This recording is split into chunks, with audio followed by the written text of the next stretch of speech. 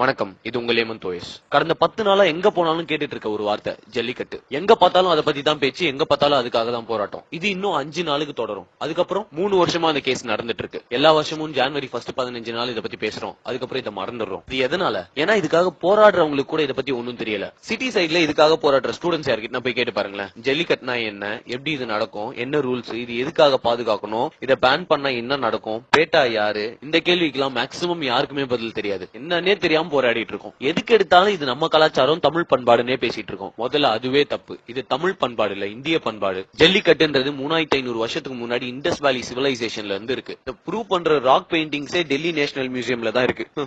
தடை பண்றதே அவனுங்க தானே. அப்ப ஆரம்பிச்ச இந்த பண்பாடை இப்போ வரைக்கும் ஃபாலோ பண்றது தமிழர்கள் மட்டும்தான். மாட்டை அடக்கிறதுன்றது நம்ம கலாச்சாரம். கிருஷ்ண பகவான் 7 கால மாட்டை அடக்கிதான் நப்பினைய கல்யாணம் பண்ணாரு. சரி, ஜல்லிக்கட்டுன்னா என்ன தெளிவா கேளுங்க. மஞ்சு விரட்டு, வட்டம் மஞ்சு விரட்டு, வெளி விரட்டு, இந்த 3 வகையில நடக்கும். மஞ்சு விரட்டுல மாடு வாடி வாசல் வழியா வெளியே வரும். வந்த உடனே அங்க இருக்க பிளேயர்ஸ் எல்லாம் அதோட திமிழ், அதாவது ஹம்ப டைட்டா புடிச்சிட்டு ஒரு குறிப்பிட்ட டிஸ்டன்ஸ்க்கு டிராவல் பண்ணணும். வெளி விரட்டுனா மாடு அப்படியே ஓபன் கிரவுண்ட்ல விட்டுருவாங்க. யார் அதை அடக்கி கீழே படுக்க வைக்கிறாங்களோ அவங்கதான் வின்னு. வட்டம் மஞ்சு விரட்டுல மாடை 15 மீட்டர் கயிறுல கட்டிருப்பாங்க. அந்த மாட்டை யாரு அடக்கி கீழே படுக்க வைக்கிறாங்களோ அவங்க தான் வின்னர். எல்லா மாடுகளையும் ஜல்லிக்கட்டுல விட முடியாது. வெறும் 6 பிரீடு மாடை மட்டும் தான் ஜல்லிக்கட்டுக்கு யூஸ் பண்றாங்க. அந்த 6ல ஒரு பிரீடு ஆலம்பாடி, அது டோட்டலாவே அழிஞ்சு போச்சு. ஒரு மாடு பிறந்த உடனே அது ஜல்லிக்கட்டுக்கு சரியா வருமா வராதான்றது முடிவு பண்ணிடுவாங்க. அப்படி செட் ஆகும் செலக்ட் பண்ணிட்டாங்கன்னா அதுக்கு நல்ல சத்தான உணவா கொடுத்து வளர்ப்பாங்க. அதோட கால் ஸ்ட்ராங்கா இருக்கணும்ன்றதுக்காக நீச்சல் அடிக்க குளத்துக்கு கூட்டு போவாங்க. இதை தவிர அந்த மாட்டுக்கு வேற எந்த ஸ்பெஷல் ட்ரைனிங்கும் கிடையாது. மத்த மாடுங்களையாச்சும் வண்டியிலுக்கும் விவசாயத்துக்கும் யூஸ் பண்ணுவாங்க. ஆனா இந்த ஜல்லிக்கட்டு மாடை வேற எந்த வேலையுமே பண்ண வைக்க மாட்டாங்க. ஜல்லிக்கட்டுன்றது ஒரு கல்ச்சர், என்டர்டெயின்மெண்ட் கிடையாது. டூரிசம் டெவலப் பண்ணுன்றதுக்காக கவர்மெண்ட் தான் அதை என்டர்டெயின்மெண்டா மாத்திட்டாங்க. இந்த பீட்டா நாய யாரு, எங்க இருந்து வந்தாங்க, நம்ம கலாச்சாரத்துக்கு அவன் எதுக்கு பேன் பண்றான்? இந்த பீட்டா ஆர்கனைசேஷன் 2004ல இருந்து ஜல்லிக்கட்டை பேன் பண்ண சொல்லி கேஸ் நடத்திட்டு இருக்காங்க. அந்த கேஸ் 2014ல முடிவுக்கு வந்து சுப்ரீம் கோர்ட் ஜல்லிக்கட்டை பேன் பண்ணிட்டாங்க. நம்ம மாட்டை துன்புறுத்துறோமா, சாராயம் ஊத்தி தான் அதுக்கு வெறியேற்றுறோமா, பாலை கடிக்கிறோம், கண்ணுல மிளகா பொடி தூக்குறோம், டிக்கிறோம், குத்துறோம், கும்பலா அது மேல தாவுறோம், அப்படி இப்படின்னு இஷ்டத்துக்கு எல்லாத்தையும் அவங்க சொல்றானுங்க. மாட்டோட நல்லதுக்காகன்னு பேசுனீங்கன்னா இந்தியால நடக்கிற பீஃப் ட்ரேட நிப்பாட்டுங்க. அது மாட்டாங்க. ஏன்னா 10,000 கோடி ரூபாய் ஒரு வருஷத்துக்கு அதுல சம்பாதிக்கிறாங்க.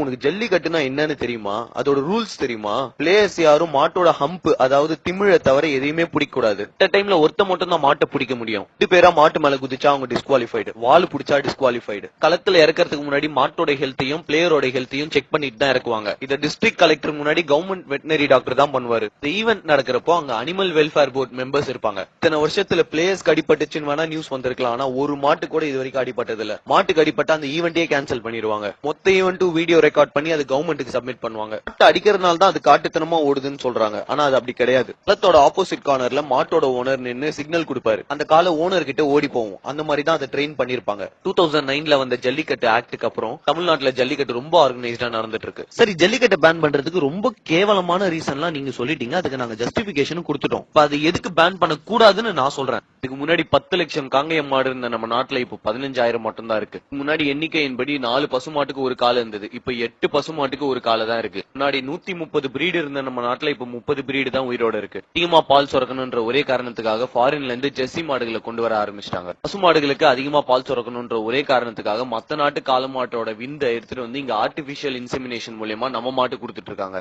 இப்ப கூட நம்ம தமிழ்நாட்டு கவர்மெண்ட் 12,000 ஜெர்சி மாடுகளை ஃப்ரீயா கொடுத்திருக்காங்க ஏழைகளுக்கு. இந்தியால இருக்க மத்த இடத்துல எல்லாம் கொஞ்சம் கொஞ்சமா கால மாட்டை அழிச்சிட்டு வந்துட்டாங்க. தமிழ்நாட்டுல குறையாம இருக்கிறதுக்கு ஒரே காரணம் ஜல்லிக்கட்டு. இந்த ஜல்லிக்கட்டை பேன் பண்ணிட்டா ரூரல் எக்கனாமி எவ்வளவு அடி வாங்கும் தெரியுமா? இந்தியால 68% மாடு சின்ன சின்ன விவசாயிங்க கிட்ட தான் இருக்கு.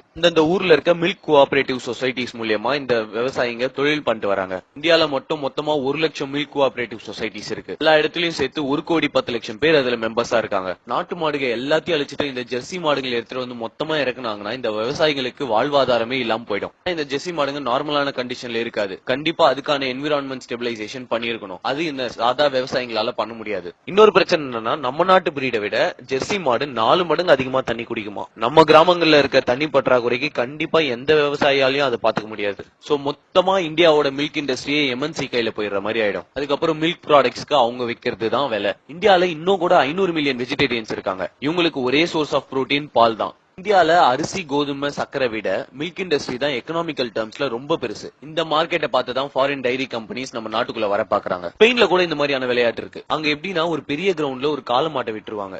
ஒவ்வொரு கத்தியா அதோட முதுகுல குத்தி குத்தி துடிக்க துடிக்க அதை சாவடிப்பாங்க. இன்னொரு கல்ச்சர் என்னன்னா மாட்டோட கொம்புல தாறு கட்டி எரிய வச்சிருவாங்க. அந்த தாறு கொஞ்சம் கொஞ்சமா உருகி மாட்டோட மூஞ்சி ஃபுல்லா பரவும். ஆரம்பிச்சு மூளை வரைக்கும் கொஞ்சம் கொஞ்சமா உருக்கும். இந்த மாதிரி டார்ச்சர் பண்ணி சாவடிச்ச அனிமல்ஸோட ஃபிளஷ் சாப்பிட்டா அவங்க ஃபெர்டிலிட்டி இன்க்ரீஸ் ஆகுமா. மெக்சிகோவோட கலாச்சாரம் தெரியுமா? ஒரு மாட்டுக்கு ஃபுல்லா சாராயம் ஊத்தி போட்ல கட்டி ஒரு ரிவர்ல இழுத்துட்டு போவாங்க. அப்புறம் அதை அடிச்சு அடிச்சு குத்தி குத்தி கொஞ்சம் கொஞ்சமா கொல்லுவாங்க. சவுத் ஆப்பிரிக்கால காளைகளோட கழுத்தை உடைக்கிறது தான் போட்டி. இதெல்லாம் கம்பேர் பண்ணி பாத்தீங்கன்னா இந்தியால நடக்கிற ஜல்லிக்கட்டு அவ்வளவு மரியாதைக்குரியது. ஒவ்வொரு மாட்டையும் தெய்வமா பாக்குறாங்க. இந்த மாதிரி மாடுகளை துடிக்க துடிக்க சாவடிக்கிற அந்த நாட்டுலதான் அதை பேன் பண்ணாம நம்ம ஜல்லிக்கட்டை பேன் பண்றாங்கன்னா என்ன காரணம்? ரெண்டு விஷயம். ஒன்னு ஆர்டிபிஷியல் இன்செமினேஷன், இன்னொன்னு கிராஸ் பிரீடிங். இந்தியாவோட இண்டிபெண்டன்ஸ்க்கு முன்னாடி குஜராத்தோட பாவ்நகர் மகாராஜா பிரேசில் நாட்டுக்கு கிஃப்டா சில கிர் பசு மாடுகளை கொடுத்தாரு. அதாவது நம்ம நாட்டு வெரைட்டியான கிர் பசு மாடுகளை அவங்களுக்கு கிஃப்டா கொடுத்தாரு. இப்போ என்னடான்னா பிப்ரவரி 2016ல குஜராத்ல கிர் பிரீட் மாடுகளோட எண்ணிக்கை ரொம்ப மோசமா போயிட்டு இருக்குன்னு சொல்லி பிரேசில்ல இருந்து ஆர்டிபிஷியல் இன்செமினேஷன் இன்ஜெக்ஷன்ஸ் வாங்கியிருக்காங்க. இதுக்கு நம்ம கவர்மெண்ட் 50 லட்சம் ரூபாய் செலவு பண்ணிருக்காங்க. எப்படி? நம்ம கிஃப்டா கொடுத்த மாடு அவன் அவ்வளவு நல்லா வச்சிருக்கான், நம்ம நாட்டு பிரீட கொஞ்சம் கொஞ்சமா அழிச்சிட்டு இருக்கோம். தமிழ்நாட்டிலயும் இந்த பிரச்சனை வராததுக்கு ஒரே காரணம் ஜல்லிக்கட்டு மட்டும் தான். ஜல்லிக்கட்டுனாலதான் நம்ம ஊர் மாடுங்க இன்னும் கூட கிராஸ் பிரீட் ஆகாம ஒரிஜினலா அப்படியே இருக்கு. கேவலம் காசுக்காக கொஞ்சம் கொஞ்சமா ஆயிரக்கணக்கான வருஷமா எவால்வ் ஆன பிரீட நம்ம அழிச்சிட்டு இருக்கோம். அது எப்படி கொஞ்சம் கூட யோசிக்காம ஜல்லிக்கட்டு மாடுங்களை துன்புறுத்துறாங்கன்னு சொல்றீங்க? ஜல்லிக்கட்டு மாடுங்களுக்கு சத்தான உணவா போடணும். ஒரு நாளைக்கு 500ல இருந்து 800 வரைக்கும் அதுக்கு செலவாகும். ஆனா அந்த விவசாயியோட குடும்பம் மொத்தமும் சேர்த்து ஒரு நாளைக்கு 100 ரூபாயில இருந்து 150 ரூபாய்க்குள்ள அவங்க குடும்பத்தை ஓட்டிட்டு இருக்காங்க. பிரேசில்ல இருக்க நம்ம நாட்டு பிரீடு நம்ம நாட்டுல இருக்கிறதோட 2ல இருந்து 3 மடங்கு அதிகமா பால் சுரக்குது. அதுக்கு காரணம் சத்தான உணவு தான்.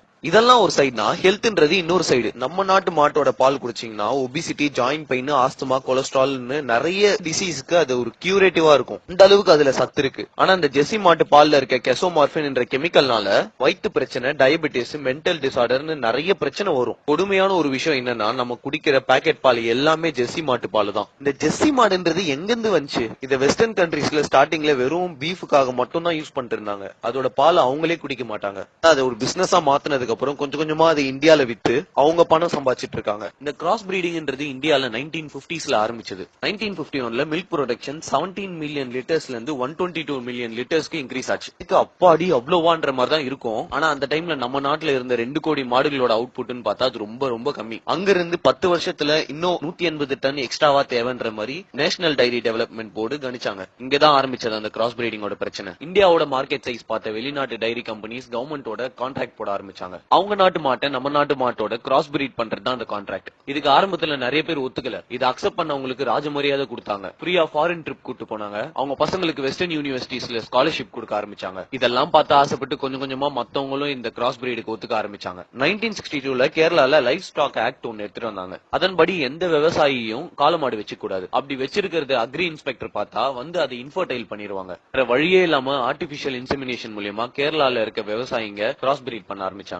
இது கொஞ்சம் கொஞ்சமா நாடு ஃபுல்லா பரவிச்சு. பஞ்சாப்ல இப்ப மொத்தமா இருக்க 1 லட்சம் மாடுல 80,000 மாடு கிராஸ் பிரீட் தான். மாதிரி இந்தியால இருக்க ஒவ்வொரு ஸ்டேட்டும் ஒவ்வொரு கண்ட்ரியோட கான்ட்ராக்ட் போட ஆரம்பிச்சிட்டாங்க. இந்த அளவுக்கு மோசமா தமிழ்நாட்டுல போவாததுக்கு ஒரே காரணம் ஜல்லிக்கட்டு. இது மத்தவங்க எதிர்த்தா கூட பரவாயில்ல, நம்ம இந்தியன்ஸே இதை எதிர்க்கிறது தான் கேவலமான ஒரு விஷயம். ஜல்லிக்கட்டு மட்டும் தான் நாட்டு மாடுகளை காப்பாத்துற ஒரே வழி. இப்பவாச்சும் புரிஞ்சுக்கோங்க, ஜல்லிக்கட்டுன்றது வெறும் வீர விளையாட்டு கிடையாது. ஃபாரின் டைரி கம்பெனிஸ் எல்லாம் இந்தியாவுக்கு வந்து அவங்க மாட்டோட கிராஸ் பிரீட் பண்ணா இவங்க ப்ரொடக்ஷன் இன்க்ரீஸ் ஆகுன்ற மாதிரி ஐடியா தந்தாங்க. நேஷனல் டைரி டெவலப்மெண்ட் போர்டு அவங்க செலவுல 400 மாடுகளை அங்கிருந்து கொண்டு வந்தாங்க. இந்த கிராஸ் பிரீடிங்கோட ரிசல்ட் தெரிஞ்சுக்க ஒரு எக்ஸ்பர்ட் குரூப் 1965ல கிரியேட் பண்ணாங்க. அந்த குரூப் சொன்ன ரிசல்ட் என்னன்னா, இதே மாதிரி கிராஸ் பிரீடிங் பண்ண ஆரம்பிச்சா நம்ம நாட்டு மாடு அழியும், இன்னொன்னு அந்த பாலை நம்ம குடிக்கிறனால நமக்கு நிறைய ஹெல்த் இஷ்யூஸ் வரும்னு சொன்னாங்க. கவர்மெண்ட் அதை அப்போ பெருசாவே எடுத்துக்கல. இந்த கிராஸ் பிரீட் மாடு ஒரு பிரீடிங்க்கு 4500 லிட்டர் பால் தரும். ஆனா நம்ம நாட்டு மாடு 2500 லிட்டர் பால் தான் தரும். இதை பார்த்து மயங்கினவங்க கொஞ்சம் கொஞ்சமா கிராஸ் பிரீடிங்கை ப்ரமோட் பண்ண ஆரம்பிச்சாங்க. இன்னொரு பிரச்சனையை பத்தி அவங்க யோசிக்கல. நம்ம நாட்டு மாடு அதோட வாழ்நாள்ல 10ல இருந்து 12 வாட்டி பால் தரும். ஆனா அந்த ஃபாரின் பிரீட் மாடு 4 வாட்டி தான் தரும். ஒரு மாட்டோட லைஃப் டைமுக்குன்னு பாத்தீங்கன்னா நம்ம நாட்டு நாட்டு மாடு 25ல இருந்து 30,000 லிட்டர் பால் தரும். ஆனா அந்த ஃபாரின் ஜெர்சி மாடுங்க மொத்தமா 18,000 லிட்டர் தான் தரும். இந்த லாங் டைம் கால்குலேஷன் அப்ப யாருமே போடல. எங்க கணக்கு காட்டினா மாட்டிப்போமேன்றனால இந்தியன் கவர்மெண்ட் இது வரைக்கும்